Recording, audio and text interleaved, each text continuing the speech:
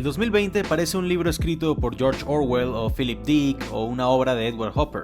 Muchos lo han catalogado como una película, que más bien se ha vuelto una serie donde sus meses son una temporada diferente, cada una más loca que la anterior.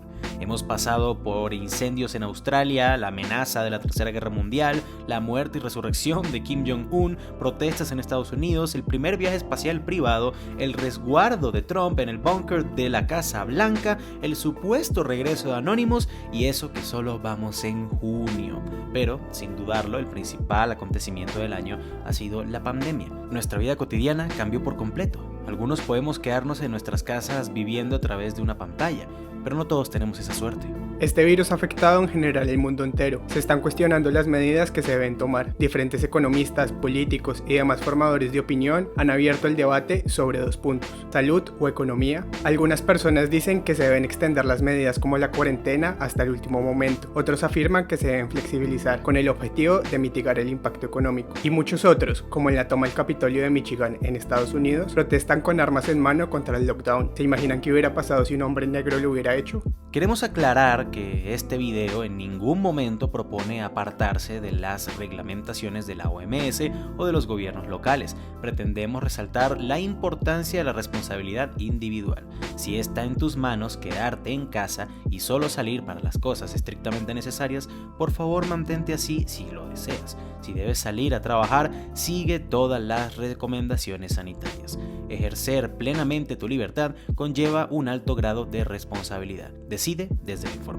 Como consecuencia de la pandemia, se han debido implementar medidas de distanciamiento social, restricciones de movilidad, hasta llegar a la cuarentena, la cual ha sido extendida y extendida y extendida, haciendo que grandes, medianas y pequeñas empresas dejen de producir. Pero no solo ellas, también los trabajadores informales que viven del día a día, haciendo que muchas familias se queden sin su sustento diario. Por todo esto y lo que puede llegar a pasar, nos preguntamos qué hacer con la economía y la salud, pero sobre todo, cómo se vive la libertad de determinación en épocas del COVID-19. ¿Se deben abrir los países por completo? ¿Somos realistas del contexto en que vivimos, sobre todo en los países de habla hispana? No es tan sencillo como parece. Nosotros somos Sebastián Martínez y Rafael Peraza y esto es Libertad en épocas de pandemia. Este video originalmente fue publicado en nuestro canal hermano, El Baúl Actualidad, donde hablamos de temas como este y de muchísimas otras cosas bastante interesantes. Por ahora lo estaremos republicando en este canal, El Baúl de los Conocimientos Inútiles, para que más gente pueda verlo y conocer del trabajo que hacemos en nuestro otro canal. Así que estás totalmente y cordialmente invitado para conocerlo. Link en la descripción o en la I latina que aparece en la esquina superior derecha de la pantalla. La mayoría de países han seguido las recomendaciones de la OMS, en algunos mejores que en otros, menos o más restrictivos y sobre todo criticados o no criticados. Se han abierto debates sobre la relación de los poderes regionales con el poder central y quién manda en épocas de pandemia. Pasando por la salud mental de las personas, incluso se ha llegado a cuestionar el propio modelo económico global, basado en un modelo capitalista.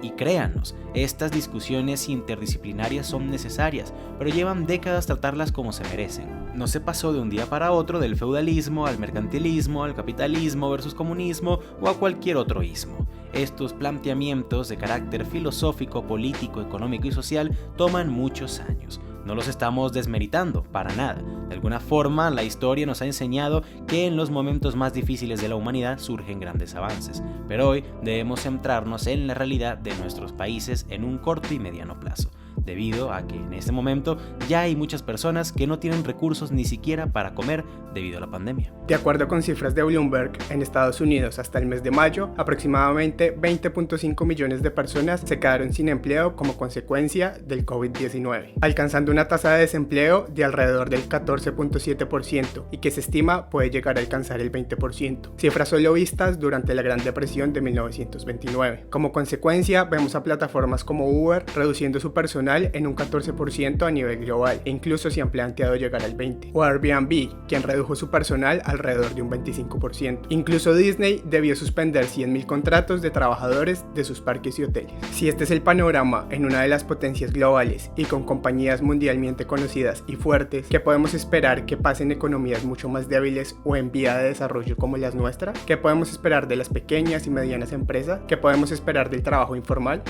En América Latina, las MIPYMES, como son denominadas las micro, pequeñas y medianas empresas, se encargan de generar el 50% de los puestos de trabajo, representando también más del 90% de las compañías y aportando aproximadamente el 25% del PIB de toda la región. Lamentablemente, se estima que en condiciones normales fuera de pandemia no logran sobrepasar los 3 años de existencia. Entonces, ¿qué podemos esperar en las circunstancias actuales? La gran mayoría necesitan un flujo de caja constante, ya que no poseen reservas para pagos de nóminas sin recibir ingresos. Y no crean que esto es por falta de responsabilidad o inversión. Innovar en nuestras economías es sencillamente muy difícil. Pero no solo eso, otro factor clave, sino que el principal tal vez incluso en la economía de muchos países de América Latina y el Caribe, es el trabajo informal, entendido como cualquier persona que se encuentre laborando pero no cuenta con un contrato vigente, vacaciones, prestaciones de salud específicas, entre otras garantías laborales, haciendo que quede desprotegido de todo marco legal. Sí, justamente estamos hablando del tendero o la persona que vende cualquier cosa en un puesto en la calle, o la trabajadora doméstica, los jornales o trabajadores de agricultura, muchos comerciantes, entre otros. Personas que viven del día a día. Si ellos paran y se resguardan en la cuarentena, no tienen que comer. En nuestra región, de acuerdo con la OIT, las personas que trabajan de forma informal son más de 130 millones, más que toda la población de México. Analizando país por país, tenemos cifras como Bolivia, donde es un alarmante 80% de sus trabajadores, o el mismo México con el 57.7%, Perú, Colombia y Brasil con cifras cercanas al 46%, y Venezuela, donde sencillamente no hay datos.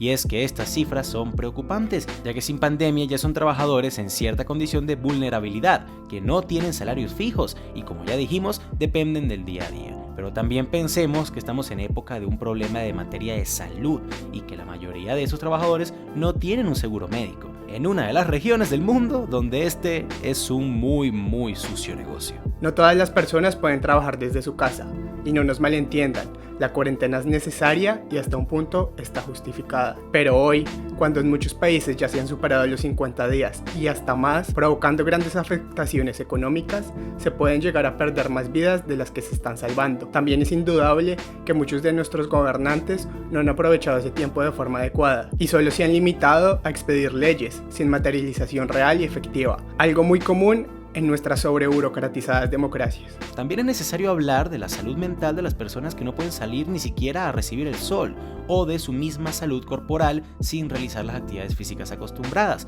Por otro lado, como algunos gobiernos han tomado medidas que se ven poco proporcionales y que atentan directamente contra el principio más grande en una democracia, como lo es la libertad.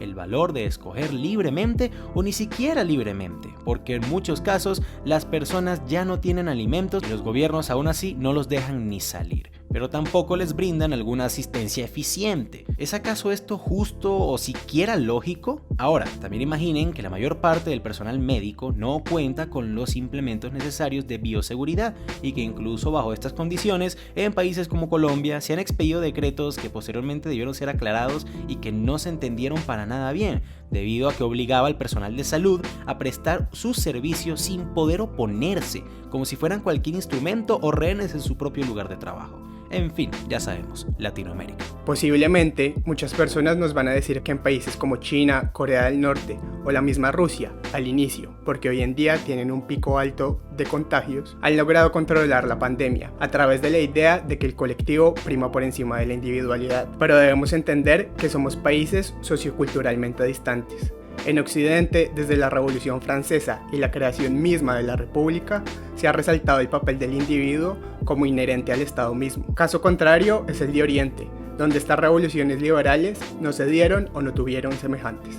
Asimismo, también debemos reconocer que en países como China, el aparato estatal tiene mucho poder, muchas veces manifestado de forma policiva y coercitiva. Y sí, lo estamos criticando, y eso no quiere decir que el imperio yanqui nos pague. Por el contrario, justamente por la idea de libertad tan arraigada en Occidente, es que se presentan protestas como las sucedidas en Colombia, Chile y Ecuador en 2019, y las de Estados Unidos que hoy hacen eco mundial como consecuencia del asesinato de George Floyd en manos de un policía. Los estadounidenses están rechazando el racismo ligado a su misma historia, y que hoy en día están promulgadas por el mismo Trump. Nosotros creemos que la fórmula de otorgarle más y más poder al Estado es completamente ajena a nuestra historia y constituciones. En algunos países ya se ha visto cómo militarizan zonas o se ha obligado a sus habitantes a inscribirse en plataformas que parecen más de seguimiento que de prevención, ya que ni preguntas sobre salud tienen. Estas medidas solo se ven en estados completamente policivos y restrictivos.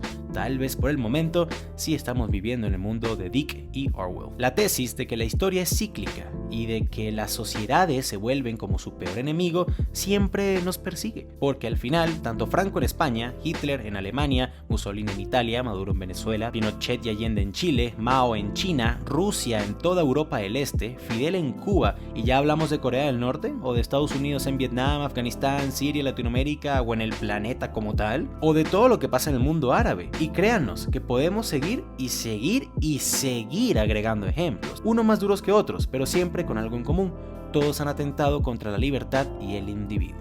La fórmula debe cambiar.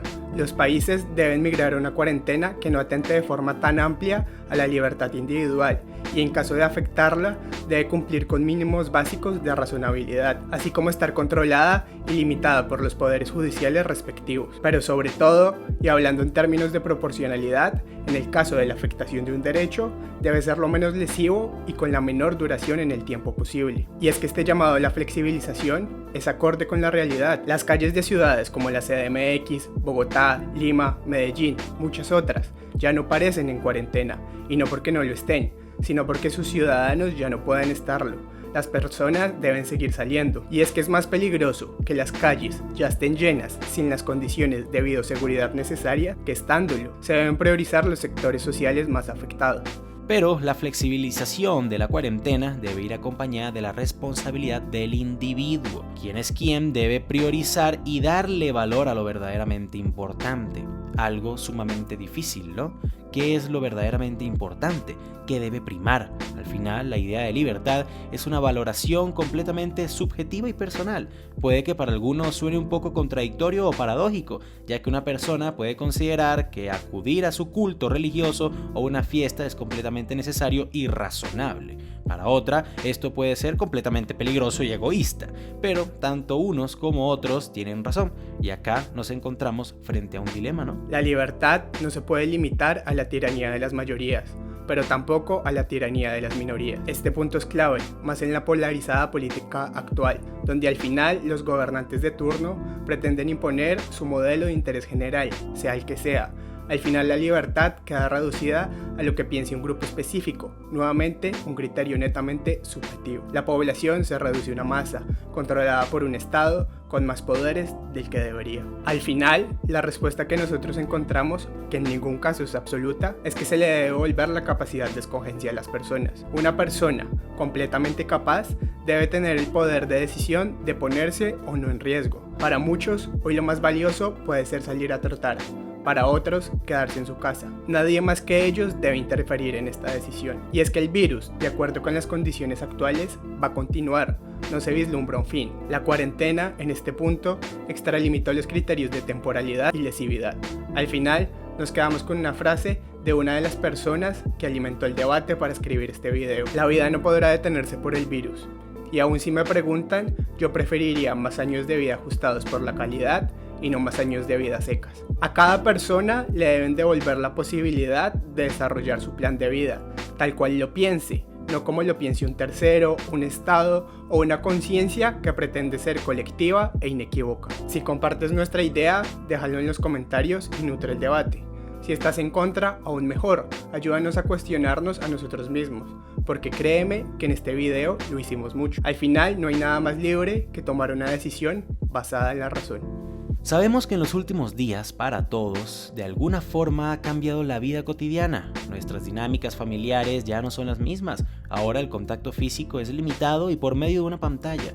Algunos pretenden ser productivos durante la cuarentena y lo logran, pero otros sencillamente tienen demasiado en la cabeza y no podemos hacer nada, y esto pues tampoco está mal.